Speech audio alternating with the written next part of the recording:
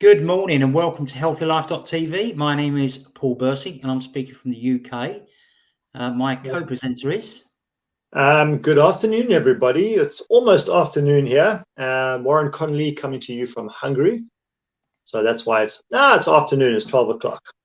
So welcome to June, by the way. Halfway through the year already. Wow. Yeah. So, yeah. Very good. I don't know. Today's call. I must apologise about my demeanour. I've been in bunker mode. In bunker mode. Bunker mode. So I will come out the bunker and go and have a shave and everything. But you're just gonna have to put up with it. Anyway, today's subject is the omega-6 to omega-3 ratio. And really, why? Why should we test it? So we're going to talk about the testing and afterwards. But why is there such interest in omega-3, Warren? Oh, I thought you were going to ask me why is it so important to test it? But why is there so? Why is it such an? We'll do that in a minute. With omega-3. I mean,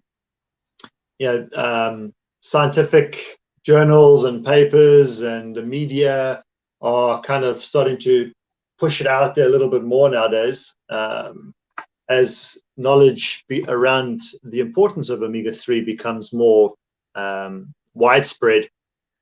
And I think this is why there's heightened awareness of omega-3s, but there's an obvious one, and that is our overall health and well-being, and that omega-3 helps to stave off many conditions and diseases. Well, yes, I mean, it definitely appears that way. I just think in this day and age at the moment, with things like the pandemic going on, it seems like, and I'm not really going to get into any arguments or anything about it, but it just seems to be they seem to be concentrating on the jab rather than improving the nation's health. And from my point of view, to me, it's all about improving the nation's health. Because the healthier you are, the less jabs and things like that you need. Yeah. Well, from my perspective, it's not just about the nation's health. It's the global health. Yeah, it's the same everywhere. Nations with a big S on it. I mean, sorry. Nations, no one's propagating improving your health. That's the issue.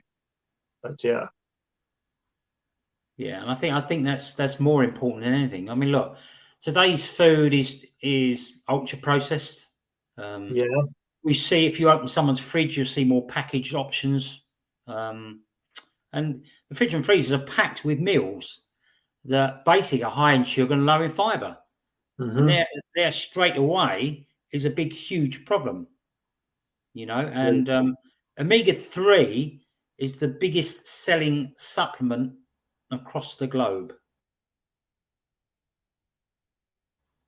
And one thing about testing is that... Yeah. Sorry, carry on. The one thing about testing, we are having challenges, by the way, just for anyone listening, with the internet. So, when it comes to testing, we find that over 95% of people are out of balance. Right? They're definitely not eating the right things. And Warren's going to talk about that in a little while. Do you think it's harder to find nutritious meals now? I wouldn't say it's harder to find nutritious meals, because in essence, nutritious meals should be made in the home. It's about finding the right ingredients. That is the challenging part. And also, in the same breath,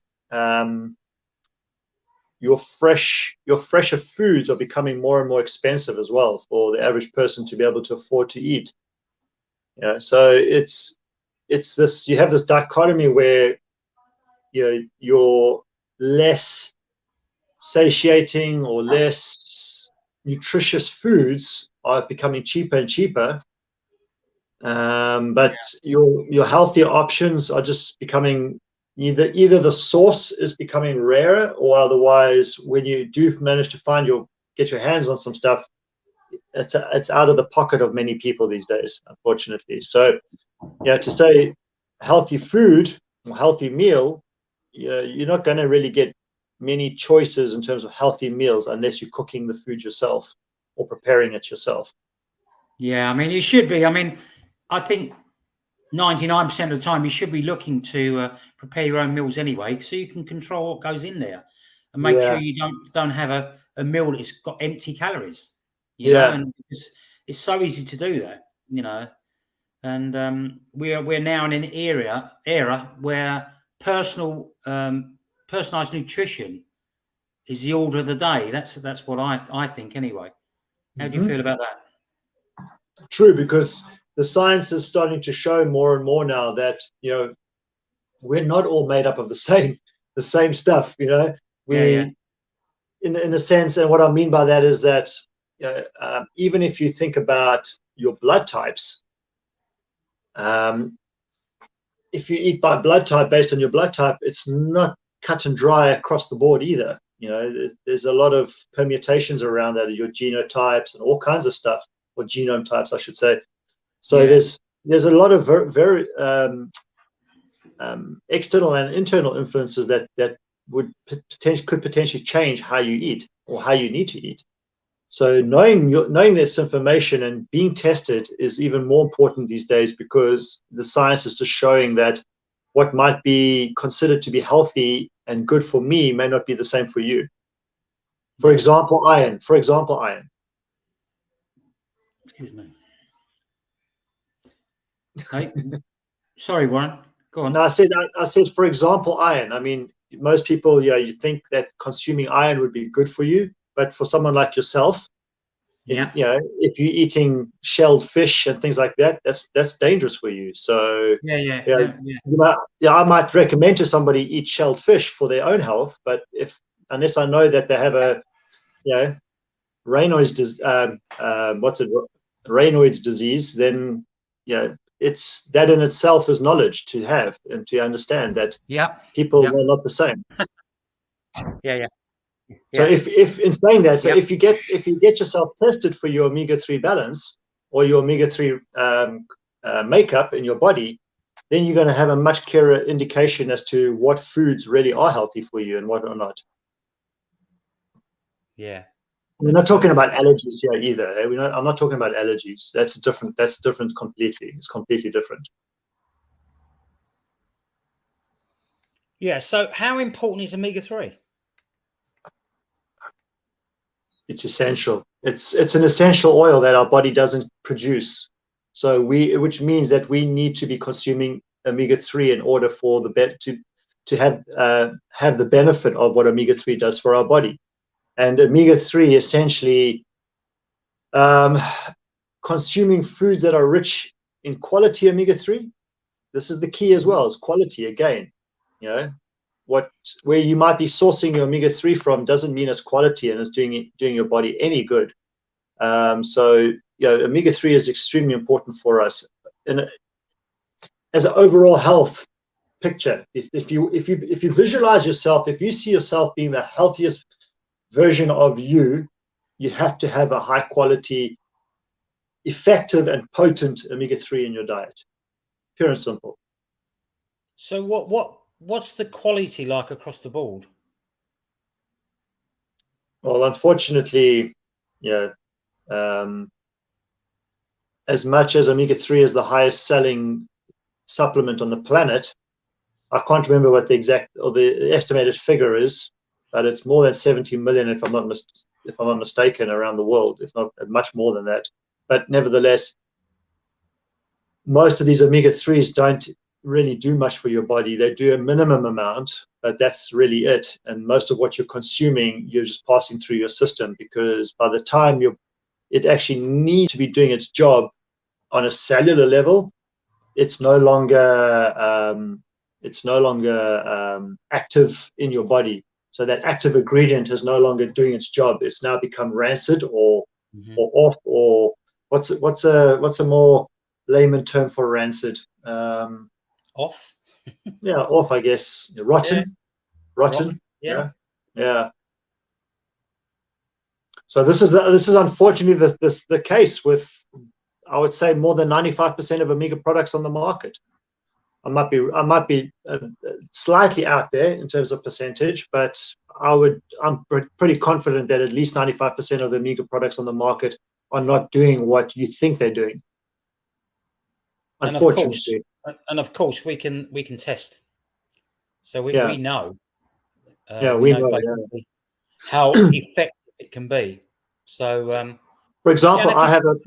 Sorry, go on. No, sorry. No. I have a. For example, I have a customer. I have a client that was tested, both him and his wife, in South Africa, and they're not young. They're elderly folk, and they've been taking Omega supplements for years. And after doing the testing, they weren't high as in the average. Okay, they were below the average, but they still weren't. Their ratio was not in balance. Their ratio was not on a 1-to-1 where it should be. Yeah. No, I mean, look, the bottom line is, I read this the other day. It was test-based nutrition informs and empowers the individual, and I think that just about sums it up. We're used to going to. I mean, I don't know. We've got a certain chain of shops in the UK, which I'm not going to name, but you can go in there and you can basically get anything, but you don't get any. Although some of the people in there are reasonably well informed, you don't. I think you need hands-on. Just to make sure you're being guided in the right direction. Mm-hmm. Because it's if you're spending money, it's so easy to spend money on supplements and things like that. And I think some people think by spending money on supplements they can do without eating. Yeah. And that's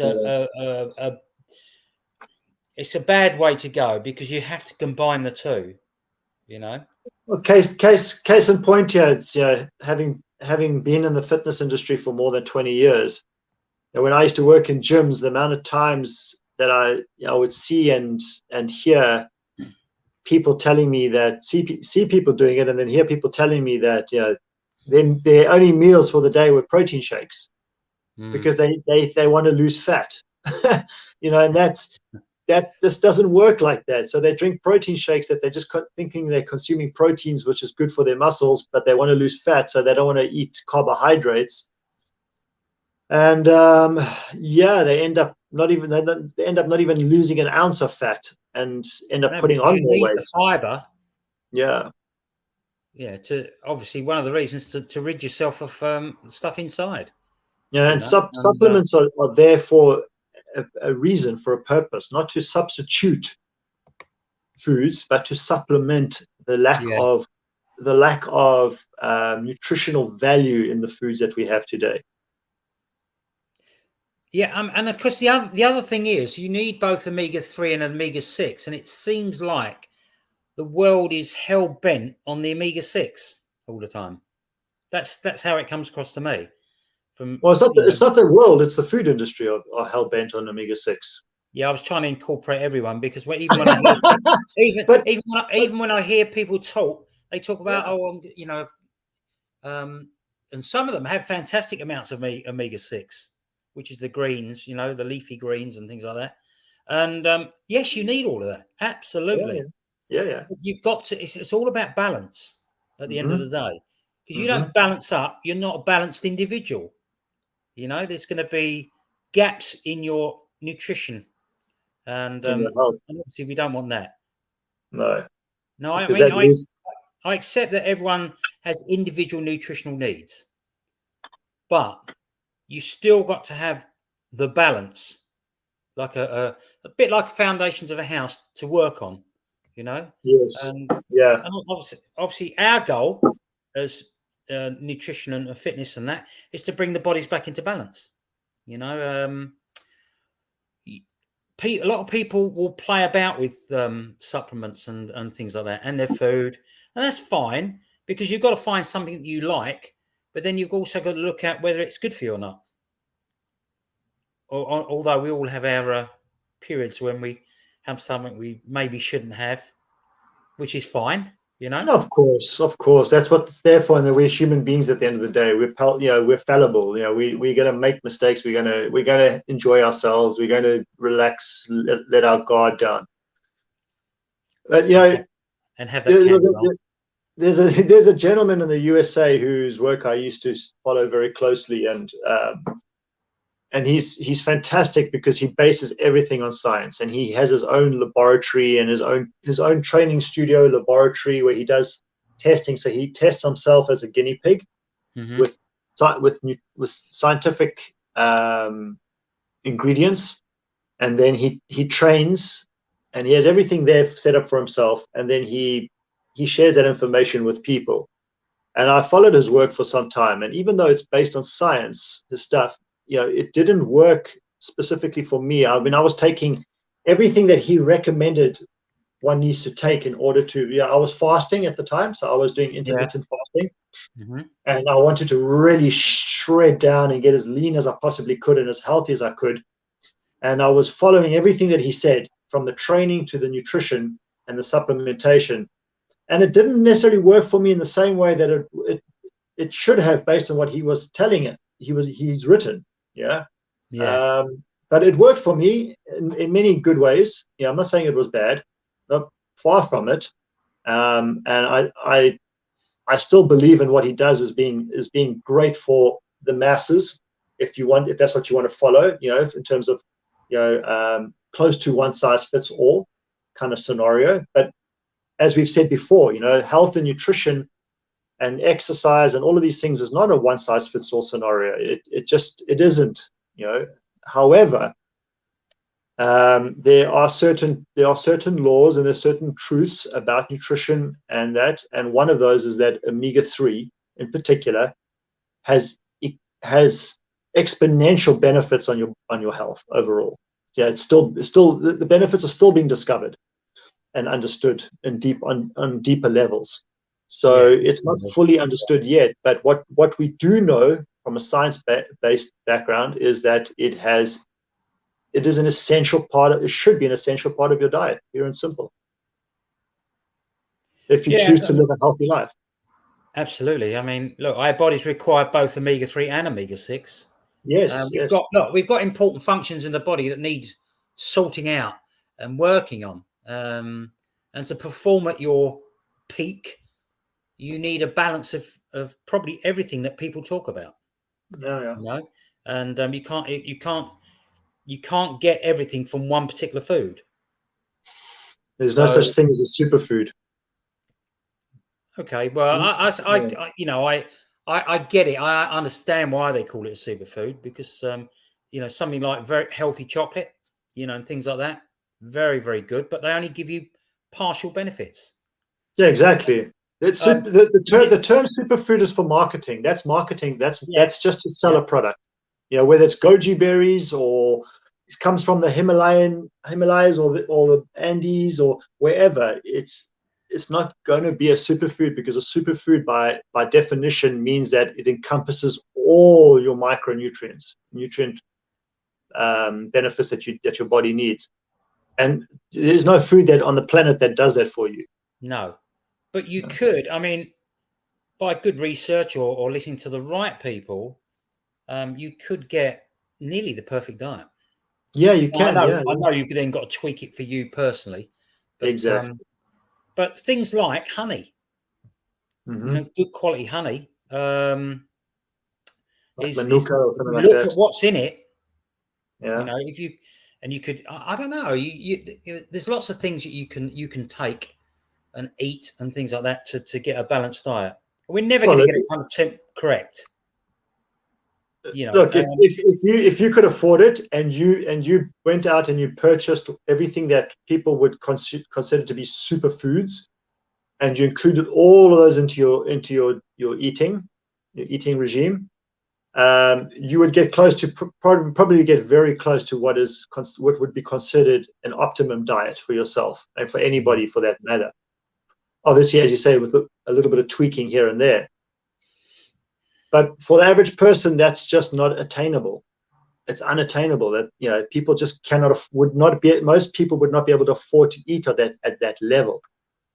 And you mentioned, and you know, when I say omega-3, how important omega-3 is, you say omega-6 is as important. Yes, but there's an abundance of omega-6 in the food market as it is. We don't need to worry about omega-6 because, you know, our results have proven that more than 95% of people have got more than enough omega-6 in their bodies in any case. So we don't necessarily need to worry too much about that. It's what is affordable and what is attainable to majority of people we are communicating with is omega-3. And what that will do for your body far outreaches whatever any of these other superfoods, because it's not that it's the nutritional value that is benefiting you so much. It's what it does in the background for your body that benefits you.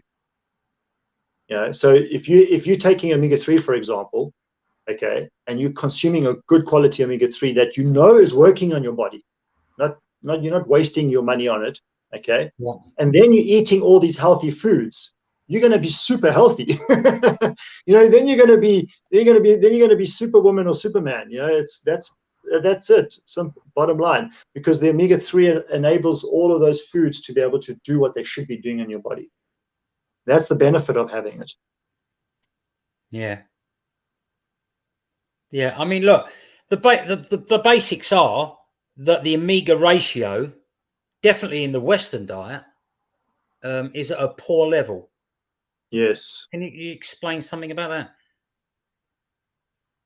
Well, yeah. I mean, we've been touching on that already. You know, in that the Western food industry is just saturated in omega-6, but yeah, as much as omega-6 and omega-9 and all the different omegas are beneficial for our bodies, there's an oversupply of all the other omegas, and then, you know, in the Western diet, it's just become very easy to consume foods that contain a lot of omega-6 in our diet. And even if you took omega-6 out of the equation and you took that out of the picture, it's become more about convenience than anything else in the Western world food.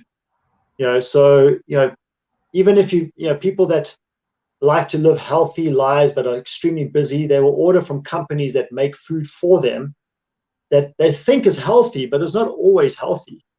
You know, very often they're lacking in a lot of essential nutrient balances that help you to, you know, your body to be truly healthy. And it's like most products today, you know, what was it? Something I was talking about the other day with my daughter, about, you know, it's the same like if you take a fat-free item, you know, you think it's a fat-free, it's going to be healthy for you, but what they're substituting for the lack of the fattiness in that food, the chemicals that they put into it so that the flavor still tastes nice, far outweighs the benefit of cutting that fat out of your diet. You'd be better off just having a full fat, whatever it is, whether it be milk, cheese, cream, whatever. You're better off just having a full fat. It's like Coca-Cola. You know, if you have a zero Coca-Cola or Diet Coca-Cola as opposed to a normal Coca-Cola, you're better off just having a normal Coca-Cola, as much as it's got all that sugar in it. The other stuff that they're putting in there to substitute, and this is indicative of the Western diet. It's all about convenience. They're not focusing on really making you healthy and nutritious. And then the foods that we eat today is just not full enough of nutrition in any case. If we're talking about natural foods, fruits, vegetables, meats, it's not full of nutritional value in any case. So this is the issue with the Western diet, is we have this problem, and this causes a lot of health issues for us overall, which we've spoken about on many occasions in the past. But unfortunately, I think people need to hear it over and over again until one day it goes bing in their head and they realize, hey, hang on a second. You know, but that's human nature, right? Yeah. But I mean, there's one thing I do know, and you know as well, and that is the fact that when you do any form of getting well, wellness, you need to get down right to the basic cellular level. Okay. If you don't, then not much else is going to work 100%, and, I think that we need to protect ourselves, definitely from oxidative stress. Yes. We have inflammation, because obviously omega-6 is pro-inflammation. But what they don't tell you is you need to balance it up so that you have an anti-inflammation and a pro-inflammation as well. Inflammation. So, it's like that, and they work off each other. Because inflammation is good for the body, but on a short-term basis. Yes, absolutely. Yeah. But obviously you have chronic inflammation over a long period of time. That's when we have real problems. Yeah. We need our body to function properly. The more cell damage we got, the more chance we've got of getting something like cancer. And we have to have a balance of antioxidants. Otherwise you end up with free radicals bouncing about between cells and things like that. Between cells. Cause all sorts of damage. And if you lived the packaged life, packaged food life, then you know which way it's going to go in the end. Yeah. Now, don't get me wrong, I had a pizza last night. Really enjoyed it. Good for you. But I don't eat pizza all the time. A lot of time I'm eating, fresh meats and things like that. So, and fish and things like that. So it's. I'm most likely going to be eating pizza tonight. That's what I'm saying. I mean, you've got to do it occasionally just to keep the kids happy, Yes, exactly. Yeah, because Laura's at home off from school today, sick, and I'm probably going to get a pizza tonight. So for her, so I'll have pizza as well. Just to, load her up with good healthy stuff during the day, and then help her sleep nice and comfortable, and in the evening, and by feeding her some pizza so she can go have a nice good sleep. But that's not something that happens again. Even for her as a kid, that's not something that happens frequently. It's not something, because I just don't. I don't want to encourage her as a child to get into the habit of eating food for convenience sake. I want her to, to understand, like when we first introduced her to sweets and sugars, she was only allowed to have sugars once a week. Yeah. In the beginning, and that was because it was just get her into the habit of understanding that this is more of a treat than it is a necessity.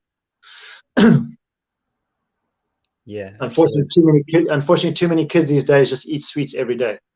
I don't think you and I even ate sweets every day as kids. When we couldn't afford them.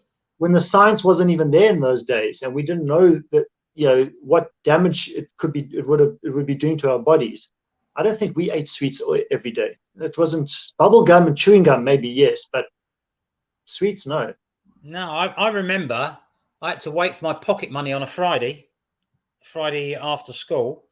So I could go out and get some sweets, and I didn't get that much, so sweets for me were definitely a treat, rather than the norm.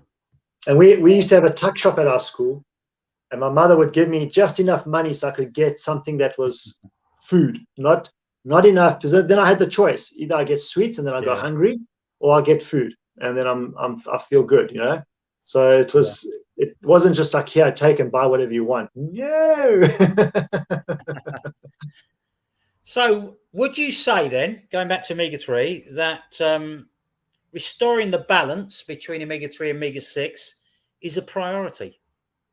100%, Paul. 100. And to anybody that heard that question and that answer, please take heed of what we're saying here. It is a priority to have that balance. And look, not only does it help with absorption of your foods and things like that Paul mentioned, and when you're consuming quality omega-3 and there's that balance that you have in your body, because look, we're talking about your cellular balance. We're not talking about, can I stand on both my feet or one foot and not feel woozy, or anything like that. If I get up and I feel good, do I feel balanced? No, we're not talking about. We're talking about cellular health. So we're talking about, are the toxins that are in your cells, are they able to be pushed out and expelled through your body, through your sweat, your urine, your feces, whatever? Are the foods that you're consuming being able to be absorbed into your body so that they can actually do what they're designed to do for your body? When you're talking about things like beet vegetables, and the iron, and or otherwise, you're talking about spinaches and magnesium in bananas, and vitamin C in your citrus fruits, and all these kinds of things. A lot of the time, you're eating those foods, and not only is the saturation of those minerals in those foods depleted, all right, to begin with, even if you're buying organic foods, in today's world, it's just not the same, because the soils are so often depleted of nutrients. There's no biodiversity going on, which adds to the intensity of nutrition in those foods. Again, there's a lot of external influences that have, in terms of agriculture and farming and production of food, that has taken so much out of it. So even if you are eating healthy foods, and you can afford to eat healthy foods all the time, the quality of what you're consuming is not the way it used to be in the 50s and the 60s and beyond that, okay? And on top of that, your cells are most likely, and I say this most likely, and I mean it, I'm saying it and trying to put it gently, it's almost definitely your cells are not absorbing enough of what is going into your body to begin with, because your cells are inflamed. Your membranes on each of every cell in your body is probably most likely very rigid, which means that nothing can go in and very little can go out, and that impacts your health in the long term. And then on top of that, you take your mental strength. Your mental strength is affected by that, and your gut is affected by that. And you posted something a little bit earlier about your emotions and your gut health, and the connection between the two. Your gut is going to be compromised. The health of your gut is going to be compromised, and that's going to impact your emotions. And then from there, your ability to focus and perform well in your job, as a parent, as a spouse, as a partner, in your exercising, and all aspects of life, and be able to socialize with people, is all impacted because of that. The knock-on effect is like a snowball effect. It just keeps rolling and rolling and rolling and rolling and rolling. And then one day you get a common flu, and it just never goes away. It just lingers and it lingers and it lingers, and people don't understand why. And this is the crux of it at the end of the day. It's the lack of balance in the body. Oh yeah, absolutely. And then when we talk about balance, we are talking about cell function. And just remember that, if your body's in balance, it means that your brain, your heart, your immune system, your gut, all of these things, your endocrine system, with all your hormones, it just means that the cells are being fed the right things. Yes. Right. And that is it in a nutshell, because we get the cell function right, we get the rest of the body right, normally, within reason. Okay. Now, a diet deficient in omega-3 acids can have a real negative health impact on you, and in many different ways, And as I said to you before, at least 95% of people in the world are out of balance from a cellular point of view, So that's what Warren and I work towards, to get people back in balance. And but I want, before we end up, Warren, I want you to talk about why we blood test. Well, first thing, it's really cool to see the blood in your finger. I'm alive. Yeah, I know my heart's pumping. So why we blood test is everything that we've been talking about up to this point. But what we are testing is a range of different acids, fatty acids in your body. All right. And I'm going to just I've highlighted a couple of the fatty acids that we do test in when we do our tests, and there's some of them that you would have heard before, and maybe one or two you haven't heard before. All right, but we actually measure 1 second, 2, 4, 6, 8, 10, 11 different fatty acids. 11. All right. I'm just highlighting 5. Okay, actually 6. So. Oh, go on, do the 11. No, I'm only joking. So I trust that once you've heard this, it's going to really give you a little bit of a on the side of the head, to like a little wake up call to say, okay, hang on, I need to take action and investigate deeper into this now. And whether you reach out to Paul or I, or you go do your own research, that's completely up to you, obviously. But do something about it. Don't just sit back and go, oh, that was a nice conversation. No, okay. Actually listen to what I'm about to say and then go and do something about it. So if you take just the first one I highlight, palmitic acid, all right, or palmitoleic acid, it may support heart health. It supports insulin sensitivity, obesity, diabetes, hypoglycemia, hyperglycemia, normal cholesterol levels. It improves satiety. You feel more satiated, all right? So you feel fuller for longer, all right? It may support your skin health, and it also may reduce inflammation and swelling in the body. That's just the one. Stearic acid, it reduces eczema symptoms. Now, I used to have eczema as a kid, and if you have any kids that have got eczema, it's most likely because of stress, right? And there's inflammation that's going on in the body on a big level, all right, which causes the eczema to come to the surface. And it's not fun. If you've got kids that have got eczema, trust me, it's not fun. That burning sensation is just, okay. It reduces inflammation. It retains moisture in the skin. Oleic acid benefits heart, brain, mood, skin cells, and your waistline. Okay. It fights free radicals, which you touched on earlier. Okay. Damages, free radical damage, I should say. It reduces inflammation and it boosts the immune system.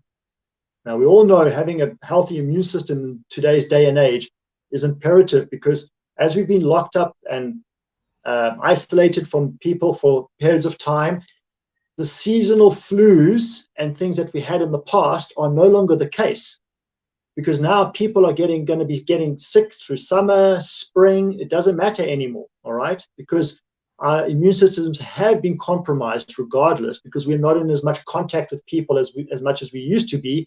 So therefore, when we are now in contact with people, these things are spreading much quicker. You may not necessarily feel it, but other people could be impacted by that just with you being in contact with somebody, okay? So boosting your immune system, that's essential. Linoleic acid, okay? And I'm sure many of you have heard of this. Supports heart health, reduces total low-density cholesterol, which is the bad one, and there's evidence it improves insulin sensitivity and your blood pressure. And then the two most important factors are your EPA and DHA. Don't worry about what they mean specifically, but they are two fatty acids that are probably the most important fatty acids that we test for. And this, important for proper fetal development. So for moms or moms-to-be listening to this, when you've been to in your third trimester, you get that brain fog that happens in your head, all right, in your third trimester in particular. That's the fetus drawing essential nutrients for its own brain development, because that's when the brain develops at the fastest rate in the fetus in the third trimester, okay? So this baby is pulling nutrients from you, the mother, in order to develop its own brain. And this is why we experience brain fog. Well, not we, but mothers do experience brain fog typically, okay? So this helps with fetal development. It's also beneficial to your neural, retinal, and immune function. They affect cardiovascular function, including inflammation and peripheral artery disease, major coronary events, and act as anticoagulants. So it helps with blood clotting. All right. And on top of that, you're talking about your central nervous system, your heart, brain health in general, overall. Okay. So these are the benefits just from those 6 acids that we test for out of 11. So we won't even go to the others because then we'll be here for an hour. But yeah, I wanted to highlight that in terms of the importance of why we test, what the benefit is, and knowing this information can really help change your health in your life, and not just you personally, but the people that are in your life around you as well.